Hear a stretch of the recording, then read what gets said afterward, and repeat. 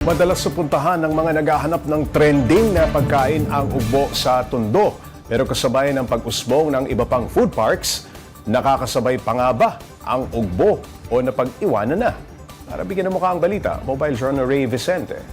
Kaliwat kanan ang masasarap na pagkain sa sikat na street food spot dito sa Ugbo sa Tondo, Maynila. Pero ang dating siksikan na lugar, ngayon makakapagpatintero na sa luwag na madadaanan. Matumal po sobra.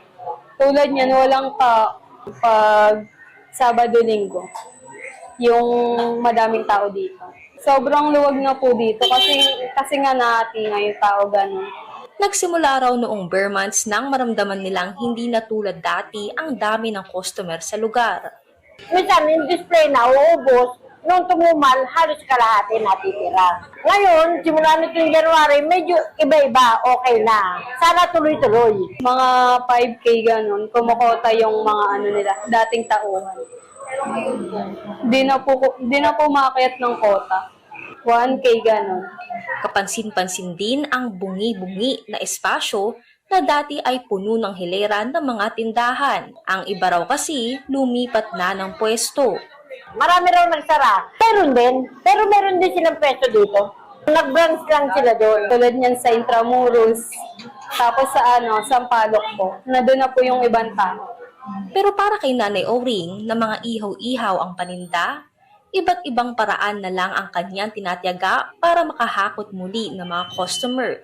Noon nito nga magpapasko, kami, by 10 take 2. Nag-o-offer kami ng gano'n, namimigay kami ng mga sa malamig pagka maraming nabili. Mag-usbungan man daw ang ibang street food spot, mananatiling buhay ang ugbo para sa mga nagtitinda at tumatangkilik sa kanila. Mga kapatid, mobile journalist Ray Vicente po, hatid ang mukha ng balita. Kumustahin pa natin ang mga negosyo sa Ugbo, Tondo, kasama si Mobile Journal Ray Vicente. Ray, nung pumunta ka ba sa Ugbo, kamusta ang dami ng tao? Pops, may idea na talaga tayo na umuunti na ngayon tao kasi meron tayo nakikita sa social media na humihina nga yung benta nila. Pero honestly, Pops, in-expect ko na yung sa bandang gitnang part ng Ugbo Street, medyo siksikan pa, no? Pero nung pinuntahan talaga natin, maluwag na talaga, Pops. At gaya nga nasabi ko na pwede ka na magpatintero sa luwag ng daanan talaga. Ano ang mga nakikitang rason ng mga taga-Ugbo sa paghina ng lugar nila? Ang sabi nung dalawang nakausap natin na tindera ay talagang marami na kasing umuusbong na mga establishmento na katulad din ng Ugbo, katulad na lamang sa Sampaloc, sa Noval, tinatawag na Ugbo 2.0. So yung iba kasing mga nagtitinda dati dito sa Ugbo, sa Tondo, lumipat na rin ng pwesto. So Pops, posible rin yung mga regular na customer, lumipat na rin doon. Okay, Ray, nakausap mo ba yung mga customer doon? Mga suki pa ba yung mga andon o mga bagong dayo pa rin? Pops, may nakausap tayo isang grupo na taga-Tondo rin. So talagang sanay na sila na doon nagpapalipas ng araw, saka kumakain. Pero yung isa kasi sa kanila, gusto rin talaga mag-try, mag-dive po sa ibang tindahan o sa ibang lugar, katulad na lamang doon sa Sampaloc. Oo. Ray, paanong ginagawa ngayon ng mga negosyanteng kulang na ang kinikita? May iba pa ba silang source of income? Ito, Pops, isa sa nakausap natin, si Nanay Oring, may-ari ng Ihawan.